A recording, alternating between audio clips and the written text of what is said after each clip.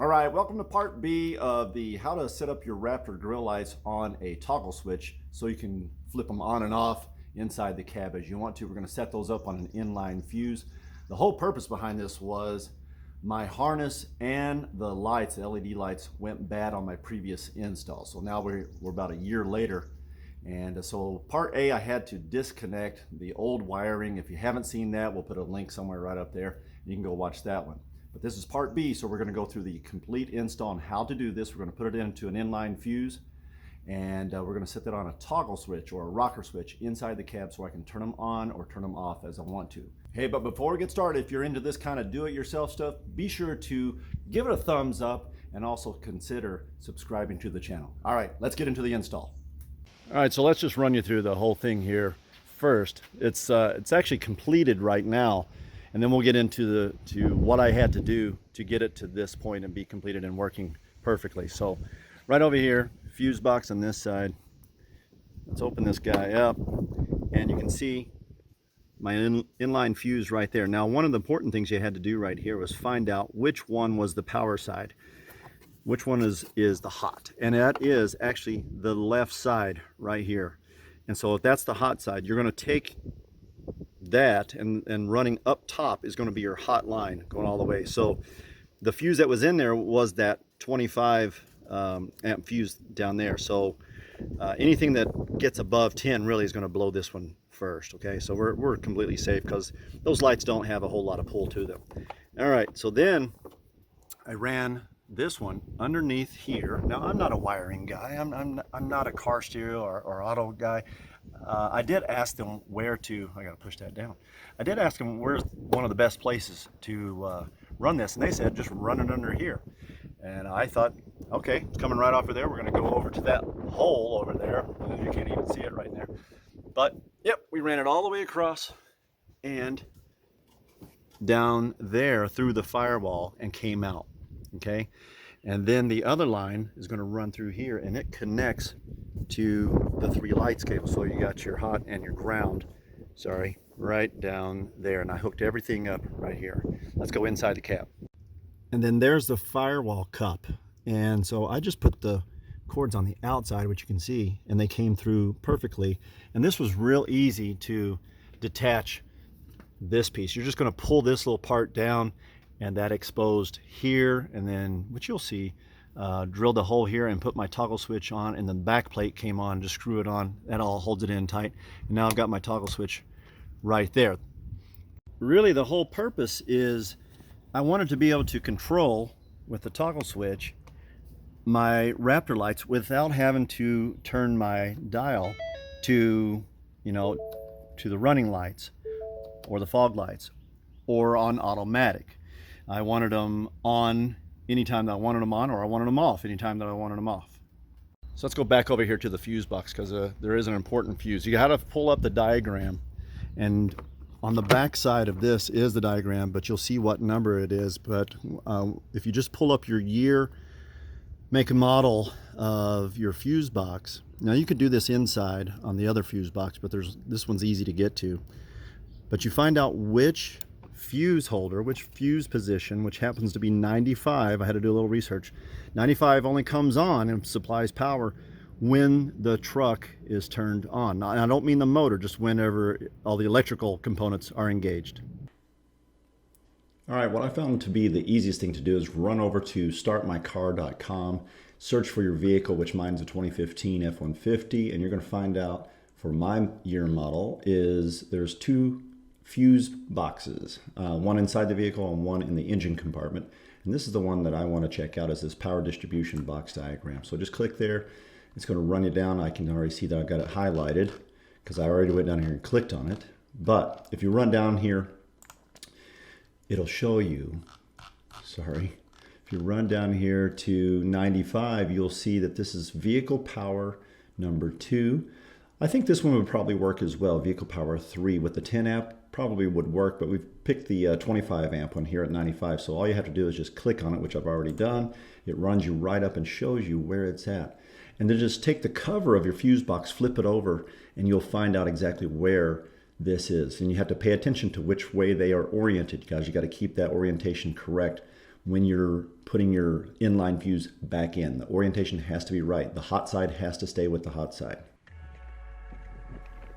All right, so let's get into the install here. Very first thing is I had all of this tested before putting it in. So I laid everything out on top of the motor, wired it up, and tested it, made sure everything worked. And now that I know that it works, I've given myself enough slack in all the wiring, so I'm just kind of running it through, kind of tucking it away. This is a little bit difficult part right here, trying to get this thing off. But struggled with it and finally got it in there. And then punched through the firewall, just kind of took that cup and moved that out of the way, and went through the firewall with the 3 wires that you're going to need. You'll see that here in just a second. Pulled all those through and hooked it up to the rocker switch.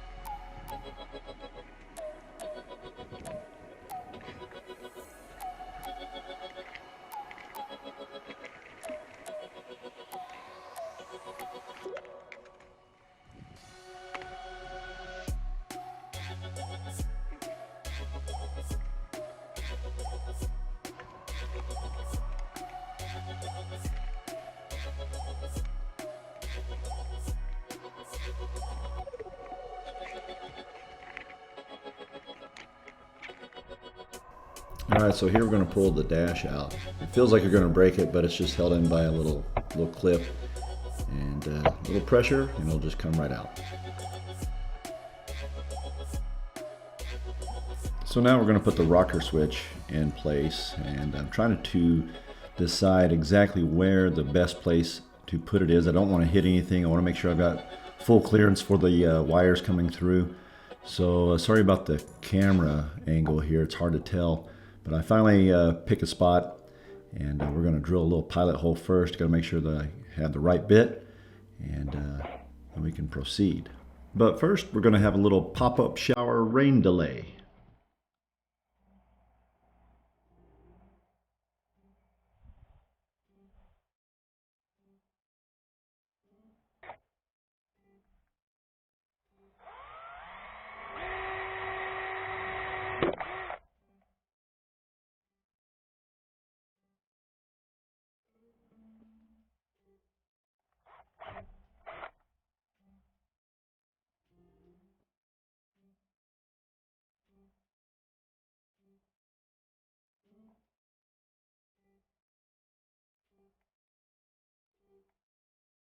All right, well, I get the rocker switch screwed in here. Let's talk about how we're going to wire this thing. So you got the wire coming off of the fuse box. That's going to be your load.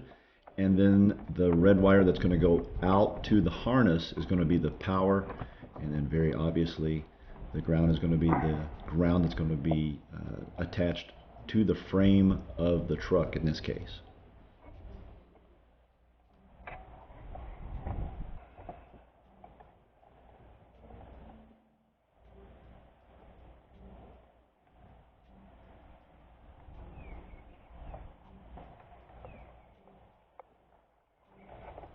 Okay, so now we're going to connect the power wire coming from the rocker switch to the harness itself.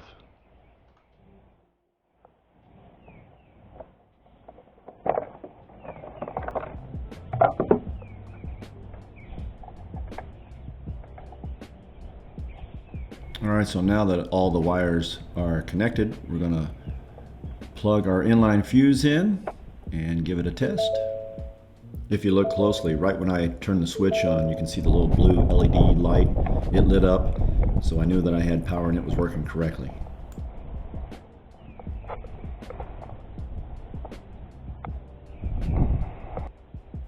All right, so now we're going to tidy things up, and I zip tied this little batch of wires to some other wiring that was in there.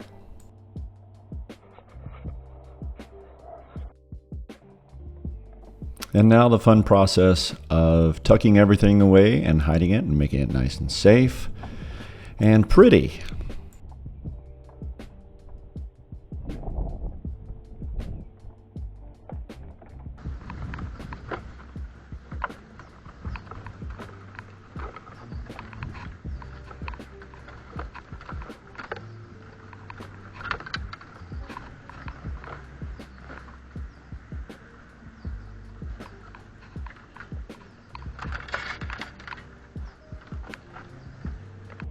So when I first ran it, I had all this extra wiring just to give myself enough slack. And so I had all this wire just kind of laying around, so I didn't want to have that, so I cut it off, what I didn't need, and then used barrel connectors and just connected the two ends together. And that made it a lot cleaner.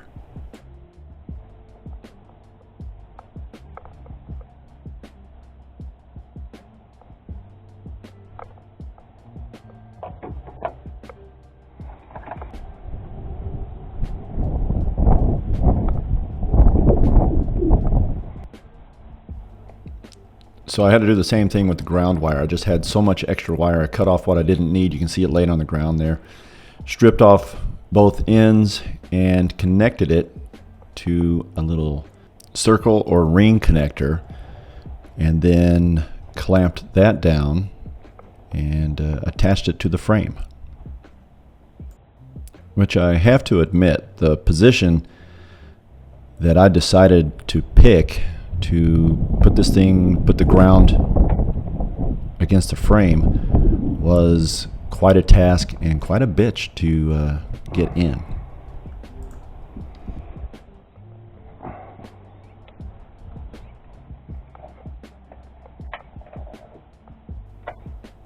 This is what I'm talking about. It took like 4,000 turns of this wrench, this tiny little wrench, to get this thing connected to the frame. But I finally did it. Just took a long time. You might consider picking a more convenient spot.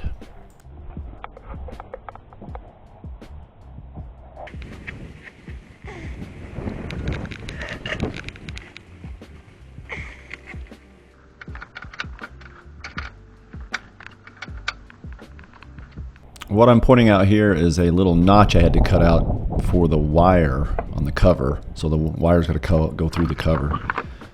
So you can slide that in and it'll make a nice seal.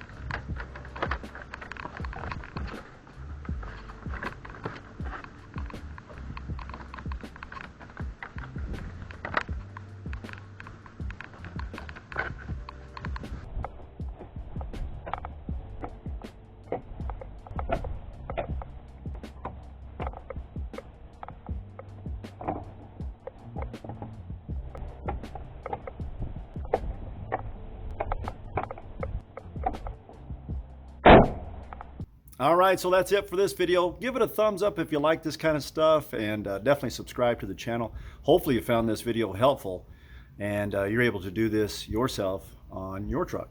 We'll see you next time.